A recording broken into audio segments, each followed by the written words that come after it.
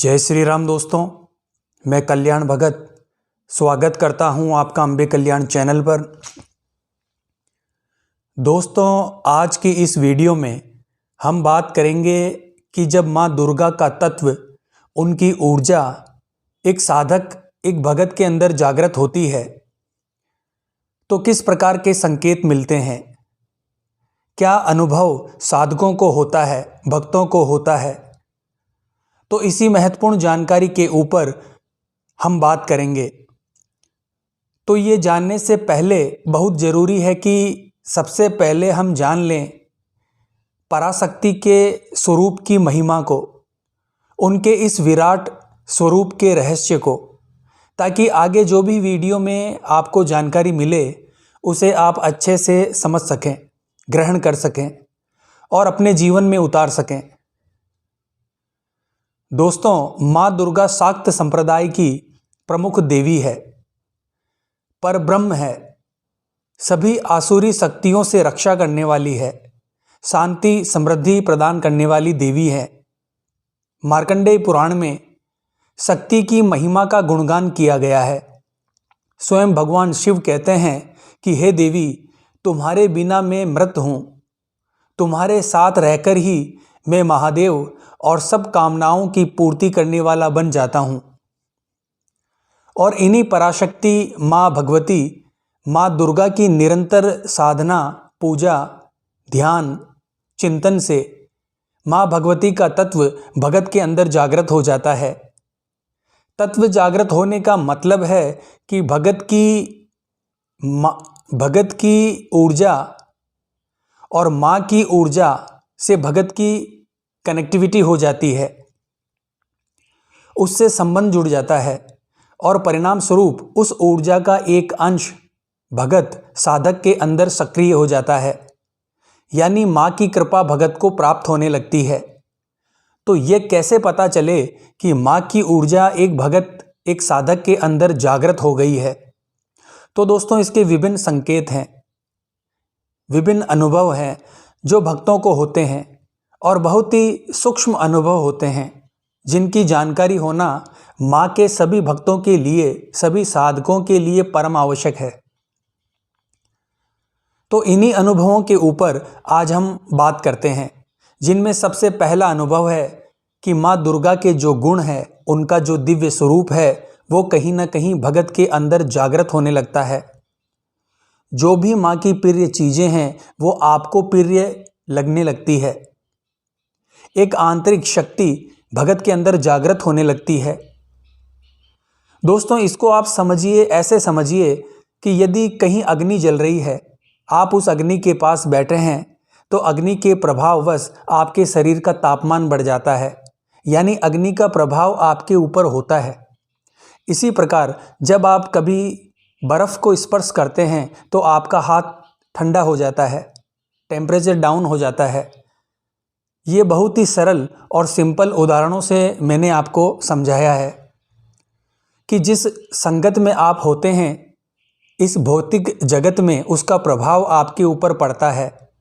इसी प्रकार आध्यात्मिक जगत में जो भी आपके इष्ट होते हैं, जिनका आप चिंतन मनन करते हैं, उनके गुण आपके अंदर जागृत होने लगते हैं।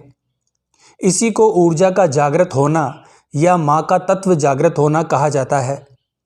और ये तब होता है जब आप माँ से पूरे हृदय से जुड़ जाते हैं। नित्य उनका ध्यान, पूजन करना, उनके मंत्रों का निरंतर मानसिक जप करना, उनका सत्संग सुनना, भजन आदि सुनना, और ऐसे में माँ की जो प्रिय चीज़ें हैं वो आपको प्रिय लगने लगती है। जैसे भगत का आकर्षण लाल रंग की ओर बढ़ जाता है, क्योंकि माँ दुर्गा का प्रिय रंग लाल है, तो लाल रंग आपको प्रिय लगने लगता है। माँ श्रृंगार प्रिय है, माँ हमेशा 16 श्रृंगार में रहती है, तो जो महिलाएं हैं उन्हें श्रृंगार अति प्रिय हो जाता है।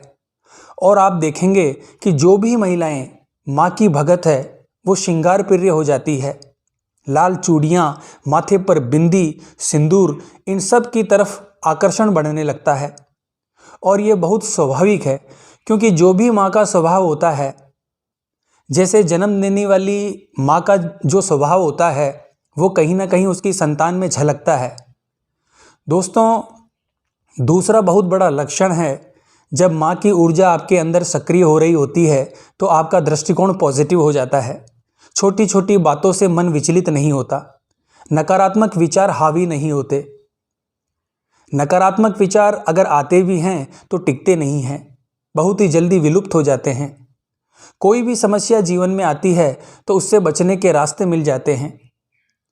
अब यहाँ पर भी कई लोगों को डाउट्स होते हैं। उन्हें लगता है कि माँ की भक्ति कर रहे हैं तो जीवन में समस्याएं क्यों हैं, या ये परीक्षाएं समाप्त क्यों नहीं हो रही, ये परीक्षाएं कब तक चलेगी। और बहुत सारे लोग आप में से ये प्रश्न भी करते हैं। तो आप सभी इस चीज़ को समझ लें कि जो कर्म का सिद्धांत है वो आपको समझना होगा, उस पर आप चिंतन करें। और वो ये है कि जो आपके संचित कर्म होते हैं उसको काटना आपको ही होता है।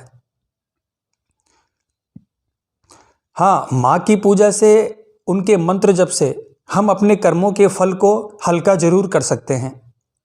माँ इसमें हमारी मदद करती है कि आपको संकट से, उस समस्या से बचने का समाधान मिलता चला जाता है। जैसे दोस्तों, बहुत तेज धूप है और आपको कहीं दूर जाना है तो छाता आपको मिल जाता है अपने गंतव्य तक पहुंचने के लिए। लेकिन दोस्तों, वहां तक जाना तो आपको ही होगा, माँ तो वहां तक चलकर नहीं जाएगी।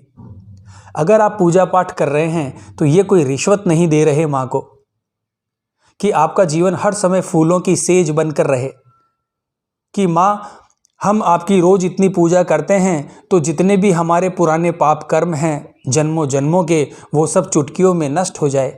तो दोस्तों, ऐसा नहीं होता है। तो तेज धूप है, तेज बारिश है, छाता आपको मिलेगा, लेकिन जाना आपको ही होगा। माँ स्वयं नहीं जाएगी, वो कभी नहीं कहेगी कि बच्चे तुम घर पर बैठो, मैं वहां तक चली जाऊंगी। तो माँ दुर्गा का जब तत्व जागृत होता है तो हर चीज जो हमारे जीवन में घटित हो रही है उसका कारण समझ में आने लगता है। दूसरे लोगों के प्रति शिकायतें, माँ के प्रति शिकायतें ये समाप्त होने लगती है। हमें समझ में आने लगता है कि जो कुछ भी हमारे जीवन में घटित हो रहा है कहीं ना कहीं हम ही उसके उत्तरदायी हैं। देखिए दोस्तों, जीवन में जब गुरु पढ़ाता है शिष्य को पूरे साल भर, और शिष्य भी बहुत मेहनत करता है, तो गुरु ये नहीं बोलता कि बच्चे आपने बहुत मेहनत कर ली है, अब एग्ज़ाम आ गए हैं, आप घर में बैठो, एग्ज़ाम मैं दूंगा। तो माँ भी गुरु रूप में होती है। जो माँ होती है वो प्रथम गुरु है। तो माँ आपको हिम्मत देगी, लेकिन कभी भी जिम्मेदारियों से भागना नहीं सिखाएगी। जो भी आपके कर्म हैं उसका भुगतान आपको ही करना है। तो माँ की पूजा अगर आप कर रहे हैं तो साथ ही अपने कर्मों के प्रति हमेशा सचेत रहें। जो शब्द आप निकाल रहे हैं उसके प्रति सचेत रहें। हमेशा ध्यान रखें कि जो आप आज कह रहे हैं वो कल किसी न किसी रूप में, कुछ समय बाद किसी न किसी रूप में आपके पास वापस लौट कर आने वाला है। ये प्रकृति का सिद्धांत है, प्रकृति का नियम है। इसकी कोई काट नहीं है, कोई शॉर्टकट नहीं है। अगला बहुत बड़ा संकेत है कि स्वप्न में और ध्यान में माँ से संबंधित बहुत सारी चीज़ें दिखाई देना। स्वप्न में या ध्यान में छोटी कन्याओं का दिखना, सुंदर देवी स्वरूप स्त्रियों का दिखना, माँ के मंदिरों के दर्शन करना, शेर का दिखना, ये बहुत स्पष्ट संकेत है कि माँ की ऊर्जा से आप कनेक्ट हो चुके हो। और शेर के अलावा माँ के विभिन्न प्रतीक चिन्ह जैसे धनुष बाण है, त्रिशूल है, पास है, तलवार है, ये सब दिख सकते हैं। और माँ दुर्गा के दर्शनों से पहले माँ काली के दर्शन साधकों को और भक्तों को हो सकते हैं। उसके बाद माँ दुर्गा के स्वरूप के दर्शन होते हैं। हनुमान जी स्वप्न में दिख सकते हैं। जहाँ भी माँ दुर्गा का वास होता है वहाँ माँ काली और भैरव बाबा का भी वास होता है। तो कुत्ता भी स्वप्न में दिख सकता है, कुत्ता भैरव की सवारी है। और साधक का भाग्य उदय हो जाता है तो भगवान शिव के दर्शन भी उन्हें होते हैं।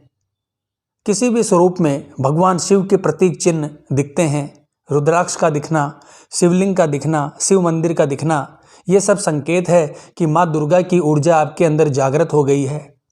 और शिव के दर्शन होते हैं तो ये भी माँ की कृपा है, क्योंकि भगवान शिव का जो नीलकंठ स्वरूप है वो माँ दुर्गा के स्वामी हैं। अगला प्रमुख संकेत है कि माँ की तस्वीर देखकर, मूर्ति देखकर, उनके भजन सुनकर आपके अंदर बहुत गहरे भाव पैदा हो जाते हैं। आंखों में आंसू आना, माँ के भजनों को सुनकर रोंगटे खड़े हो जाना, माँ के पाठ करते समय लगातार उबासियों का आना, ये सब संकेत है कि माँ की ऊर्जा की जागृति आपके अंदर हो गई है और माँ से आपकी कनेक्टिविटी बहुत अच्छी तरह से, बहुत गहरे से हो चुकी है। और एक बहुत बड़ा संकेत माँ की ऊर्जा जागृति का है कि दूसरों के प्रति संवेदनशीलता, यानी दूसरों की भावनाओं के प्रति संवेदनशीलता बढ़ जाती है, यानी समझ बढ़ती है। माँ दुर्गा जगत जननी ममतामयी माँ है, तो समस्त प्राणियों के लिए एक ममता का भाव भगत के अंदर जब पैदा होता है तो समझिए कि माँ की ऊर्जा आपके अंदर सक्रिय हो गई है। माँ व्यक्ति के विकारों को नष्ट करने वाली है, तो स्वाभाविक रूप से भगत के स्वयं के विकार नष्ट होने लगते हैं। राग, द्वेष, अहंकार, बुरी संगत है, कोई भी विकार है, ये सब धीरे धीरे क्षीण होने लगते हैं। आहार विहार, आचार विचार, मनोभाव सब सात्विक होने लगते हैं। दूसरों के प्रति एक करुणा का भाव मन में पैदा होता है, दूसरों को क्षमा करने का भाव मन में पैदा होता है। तो ये सब प्रमुख संकेत हैं कि माँ की ऊर्जा आपके अंदर जागृत हो गई है। तो आज की वीडियो में बस इतना ही दोस्तों। तो हर हर महादेव बोलना पड़ेगा। मिलते हैं अगली वीडियो के माध्यम से। जय माँ अम्बे, जय श्री कल्याण।